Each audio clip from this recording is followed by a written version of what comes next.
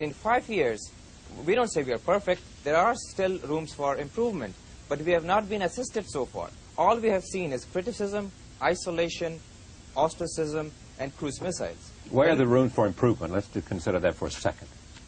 All we have said that, please, if you have concerns, don't send us cruise missiles. Please talk to us. We have not been recognized so far.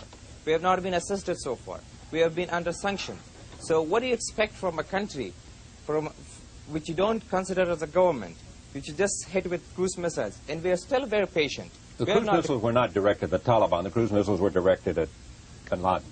Whatever. Did they kill Bin Laden? And what is the justification for killing a man without even giving him a fair trial? Did they kill him or did they kill him? I think they're very prepared to give him a fair trial if he would like to present himself for trial. We were not asked that he was needed. And how do we know that he is? May I interject myself here? Please. I think this illustrates the problem. You see, Mr. Hashmi lives in Afghanistan. His primary concern is not protecting U.S. embassies and U.S. destroyers. Now, of course, I don't agree with him, and I don't agree with the policies of the Taliban. But people in Afghanistan are concerned about the problems of Afghanistan. You are pressing him to be concerned about the problem of the United States, which is that bin Laden poses a threat to us. Now, if we want to have relations with people in Afghanistan, we have to recognize their problems, which actually are a lot bigger than ours. And we have much more capacity to help them with their problems than they have to help us with ours. Okay. Let me take that point. It's a very good point. Remember, though, when I asked him why he was in the United States, he said he'd make some speeches at universities and also talk to people in the State Department about a series of issues of concern to them, including bin Laden. I mean, that was clear from my first question. And so, therefore, bin Laden becomes part of the conversation. And I assume he's asking for evidence, and the United States is prepared to tell you why they think he is, in fact, a terrorist. Moving beyond that, though, what is it you want the government to do other than not to send over cruise missiles or whatever else, those issues that you laid? What is it? What would have been an appropriate response for you from the United States about Taliban problems? Well, we would first like the United States not to recognize a rebel group in Afghanistan first. Not to support Massoud or what? Exactly. We have not been recognized so far. The United Nations seat is given to them, and we are under sanctions. So we have said that they have to engage with us. They have to consider us as a government and then talk to us about their concerns. We are humans. We will understand the problems, and we cannot be dictated. We cannot bargain on our independence. We have said, okay, if anybody is found guilty of killing civilians, we will punish him, and in our constitution, anybody found guilty of killing civilians will face capital punishment. So could you please help us and give us some sort of assistance, some sort of evidence that could lead to bin Laden's involvement in those attacks? Mr. Rubin may think this is silly, but let me just bear with me 1 second. If there was evidence that Mr. bin Laden had something to do with the killing of someone because he, through a series of chain of command, influenced terrorism that killed children, you would put him on trial for life. Is that right? We did put him on trial for 45 days. We asked the United States, Kenya, and Tanzania to give us some sort of evidence. Nobody did give us. And now we have come to a decision that maybe the United States is looking for a boogeyman always. Because if they really have concerns from bin Laden, they have to talk to us. We have a full-time job reconstructing our country. We don't want foreign problems for us. But we have not been talked to. All is that we have seen is we are being bullied. Well, I don't think the Taliban are serious about this question of whether they have evidence against bin Laden or not. He is their ally and supporter, though it is true he did not come to Afghanistan to stay with the Taliban, and the Taliban did not bring him to Afghanistan. At the same time, he went looking for a safe haven. Yeah, and when he went back to Afghanistan from Sudan in 1996, he did not go to an area which was controlled by the Taliban initially. He went to an area that was controlled by people who are now allied with Massoud, namely the people who were in Jalalabad, and later he became linked to the Taliban. But I think the point is the Taliban have been imposed. I didn't say that the Pakistani ISI created the Taliban. They did not. but the Pakistani government made the Taliban into a military power. They recruited thousands of Pakistani students to fight along with them. They have given them military advisors. They give them full political support, and several Western intelligence agencies have also told me that they believe there have been Pakistani regular troops fighting with the Taliban in key areas. The point is not to rule the Taliban out of Afghanistan. They're a part of Afghanistan, like Massoud is part of Afghanistan, and like the vast majority of the Afghan people who are neither Taliban nor supporters of Massoud. But the point is that Pakistan, which is the real source of the problem in a way, should not be trying to impose a government of its liking on Afghanistan. That prevents the dialogue that is necessary within Afghanistan among the various parts of the Afghan people. It is also true that Iran, Russia, and other states are, I would say, primarily reacting to Pakistan's policy in Afghanistan by supporting the other side. And the dynamic of the relationship between the United States and Pakistan has considerably changed from what it was, say, 5 or 6 years ago. Yes, and I hope that the Taliban and also their political advisors in Pakistan understand that. They may think that because the Republicans are back in power, they can restore the friendly relations that they had in the 1980s when they were fighting communism together. But that definitely is not the case, because this administration is going to take a tougher line on terrorism, I believe, than did the Clinton administration. And what do you think that might mean? How would that manifest itself, that toughness?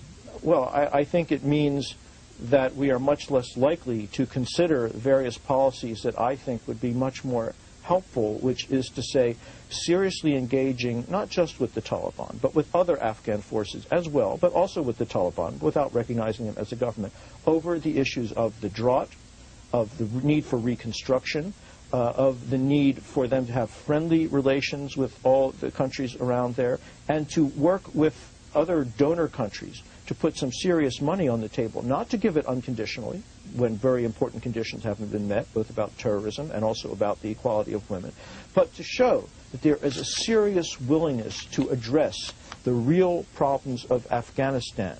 I think we should criticize and we should make demands about these things, but we shouldn't only do that.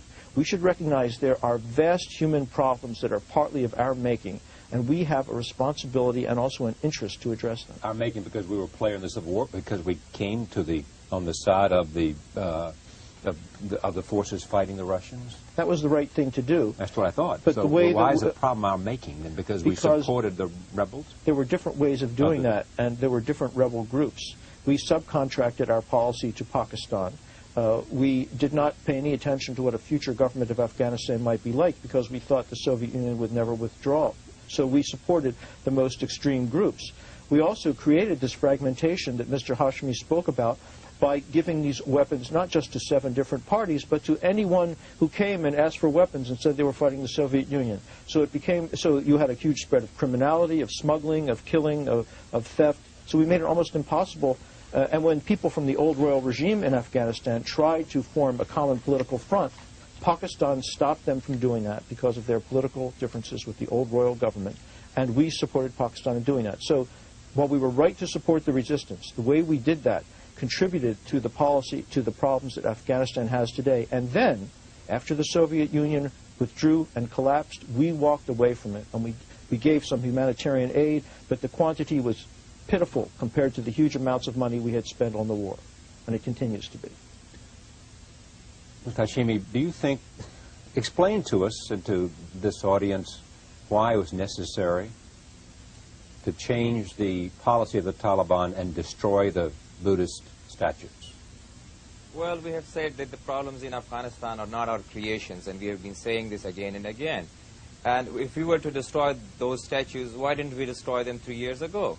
So the problem is so funny for us. This is not that serious problem in Afghanistan as it is for you. Your government is killing people in Afghanistan, killing innocent children. You don't see them by the economic sanctions. 700 children died of malnutrition a month ago. So it is so funny for us that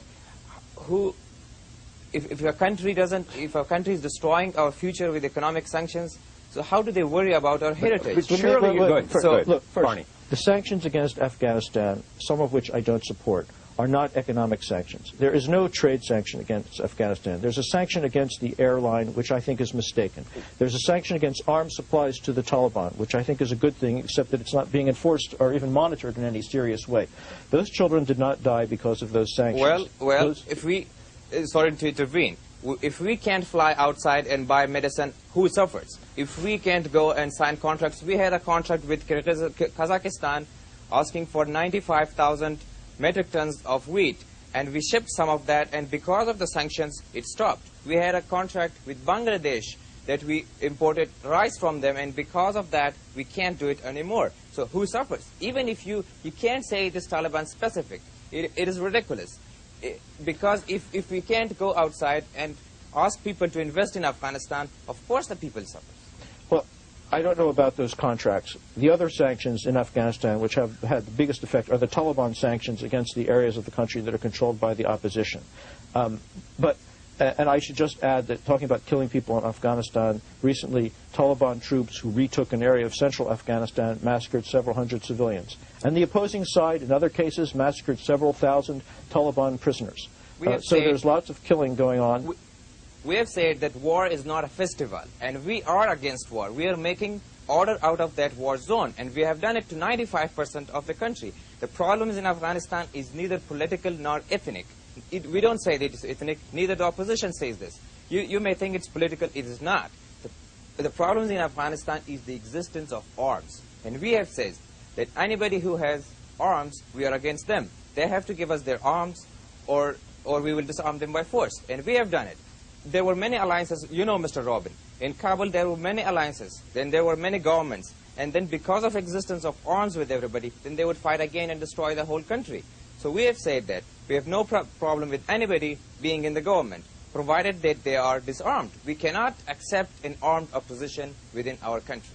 Now, if I could say something about that, that is, I would say, a partial truth, and the part of it that I agree with is very important, and it's hard for people in this country to understand, which is the problem in Afghanistan has not been just who's going to be in control of the government.